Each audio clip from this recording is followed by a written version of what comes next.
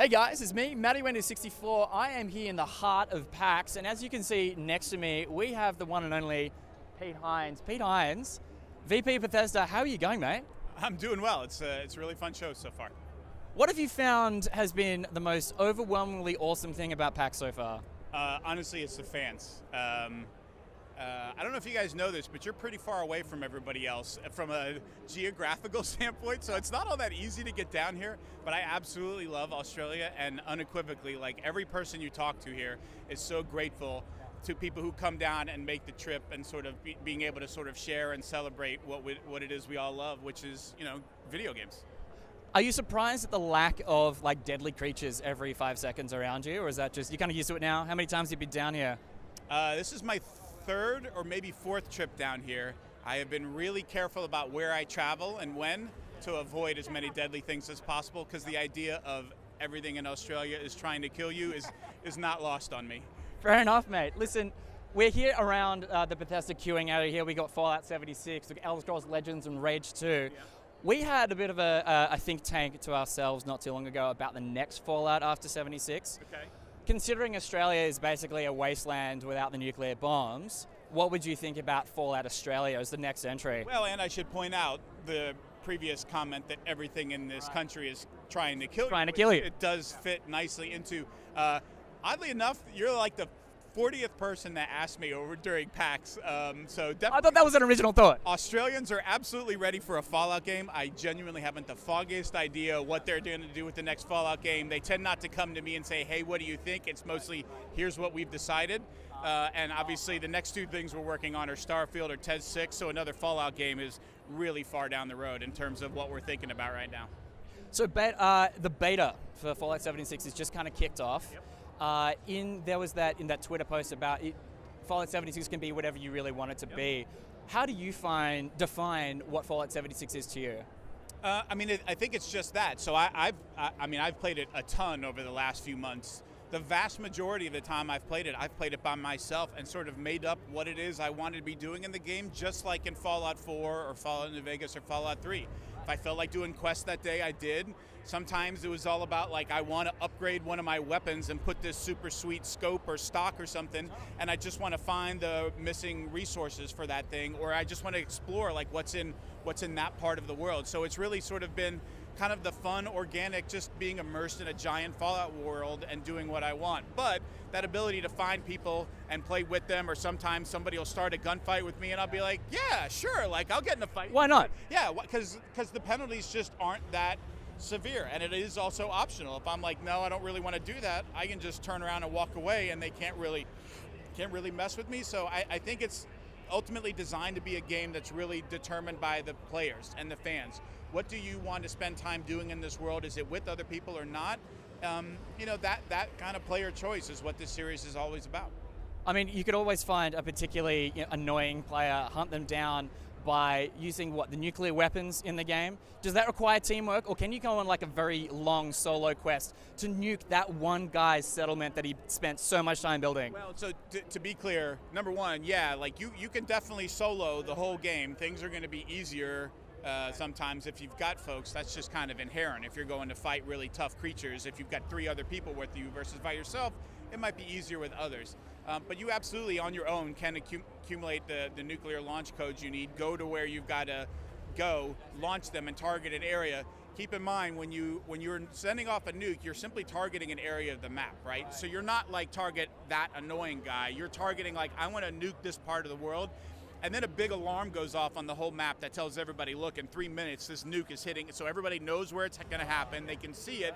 So you can't just suddenly surprise somebody with, like, out of nowhere, I nuked you.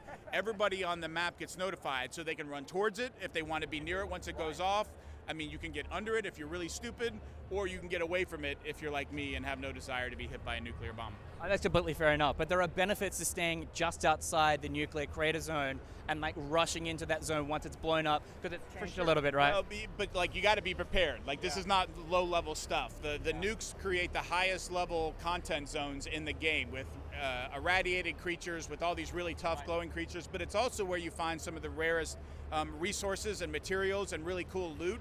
So if you've got protection from radiation, if you've got a really good power armor suit and a lot of Radaway and Radex, you can go into these areas and find some really cool stuff and fight some really tough battles. So it is sort of on the fly, high-level areas, and the players get to decide what part of the world they want to nuke, because you can decide, oh, I'm going to turn the cranberry bog and turn this into a nuclear area, and that maybe feels different than another one. And it is only temporary, so it lasts for some period of time, but it doesn't forever change the world. Eventually it goes back to its original state. One thing I'd really love to talk to you about personally is I'm super keen on Doom Eternal. I don't know if you can tell by my shirt, but in other press conferences, they were talking about Doom Eternal kind of being more like a Doom universe. Yep. Can you kind of express what that really means? Yeah. Basically what it means is they wanted to think a little bigger in terms of what the player experience is going to be for this game as it launches, and then afterwards in terms of how they add to it and how players experience it, which is, I appreciate, a little bit of a vague answer, because there's some things that they haven't talked about yet in terms of gameplay modes and how you play with and against other players that I think probably will give a lot more context once we start talking about that stuff next year. But it's more about, hey, rather than creating a one-off of just this game and we don't really think about anything that's not a level here, it was more about, well, what have we built, and what does that mean for anything that might come after it? And after it might be, DLC or new content after launch, or it might be another game. But it was sort of taking a longer and a wider view than maybe they took in the last Doom, where it was more about this particular thing, and certainly fitting within the lore and the canon and the overall story, but not as much in terms of like the continuation of that afterwards. We didn't do really any single player content after the game launch. This time around, we're thinking about it differently. Yeah, because there was a lot of people that were talking about Doom Eternal as if it was Doom 2, but this is more of a shotgun approach to building a universe surrounding Doom rather than just being a straight sequel. Would you agree to that? Yeah, absolutely. And in terms of the breadth of what it's going to offer and the depth of what it's going to offer, it really takes a lot of things that Doom 2016 did and amps up a lot of those things, and then adds a lot of components that they really feel like will make it a bigger and more robust experience. Excellent. I want to talk about Rage 2 just a little bit briefly, because we're surrounded by a lot of Rage stuff. I think there was a Rage 2 taxi outside at one point. I think Tim Blitz is here. It's hands-on back here in the It's hands-on right now. Yep. Wow. I did not know that. We wouldn't come to Australia and not bring Rage 2, all the Mad Max fans down here. Well, I think we basically, we are like, the Rage 2 nation in the world, right? Yeah, I think we are. Oh, we've got a hands-on back there as well. Well, I need to definitely go play that, guys. I wanted to ask you, what do you feel like is the biggest difference in the terms of the gameplay from Rage 1 to Rage 2? Because there's a whole stack of factions, there's a whole stack of powers, and there's a whole stack of new, neat gunplay and gameplay. What can you speak to in terms of how Rage 2 kind of operates? Well, I think in order to understand kind of how Rage 2 is different, you need to understand that we, as Bethesda, didn't really come into Rage until it was pretty far off in development and was being published by another company. And then we acquired id and sort of brought Rage back in the house, but it was already sort of set off on a path. And Rage 2 is really about what can we do that better fulfills the promise of what the original Rage does. And by that I mean, in Rage, you'd have some story, you talk to somebody, but the driving was really more to go from the place where you picked up the quest to the place where you were going to do the quest. And yeah, there might be some vehicle comment, but it was really light, and there was no moments where you felt like you were going to jump out and go do something else, like, oh, I see a bandit hideout, I see an outpost, I see a this. It was just you drive to where your quest was, you do the quest, you drive back.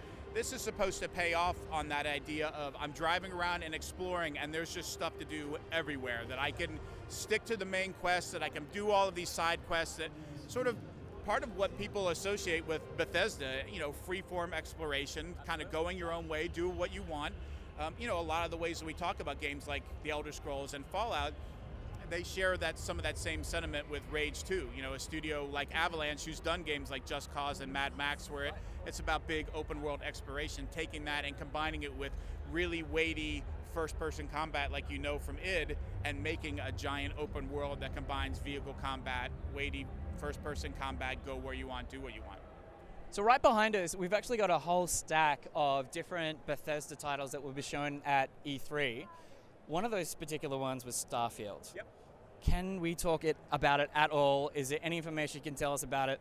Not really.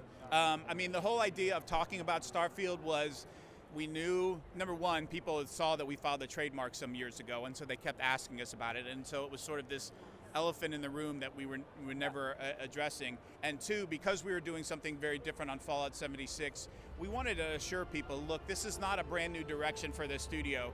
They are, in fact, going to go and create a single-player epic sci-fi game, new franchise, first wholly new franchise in a decade and a half, to say, hey, this 76 thing is an experiment, and it's something different that we've always wanted to try, but we're going to go back to sort of what you know us for. Don't panic, don't freak out. It was almost more that, as opposed to here's a game that's so close that we're ready to announce it.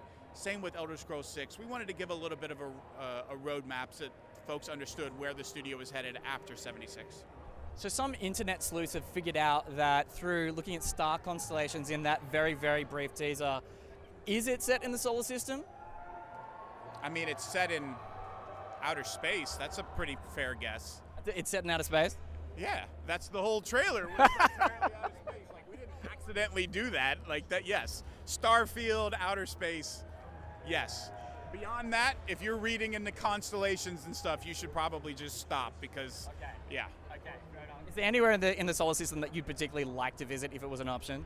I don't actually have a list of places in the solar system I want to visit, but we'll have to wait and see what the team has planned.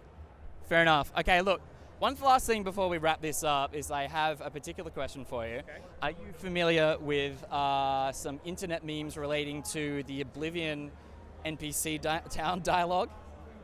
Yeah. You are? Yeah. Would you be willing to give us your best stop right there, criminal scum, straight to the camera? Sure. Yeah? And we'll do it together? Yeah. On a 3, 2, 1. Stop right there, criminal scum! Thank you so much, Pete Hines. It's been an absolute pleasure. Thanks for coming to see us. Absolutely, mate. Have a great PAX. And thank you, guys. This is GenerOZity. I'm Wendon 64 here with Pete Hines at Bethesda. It's been an absolute pleasure. Thanks again.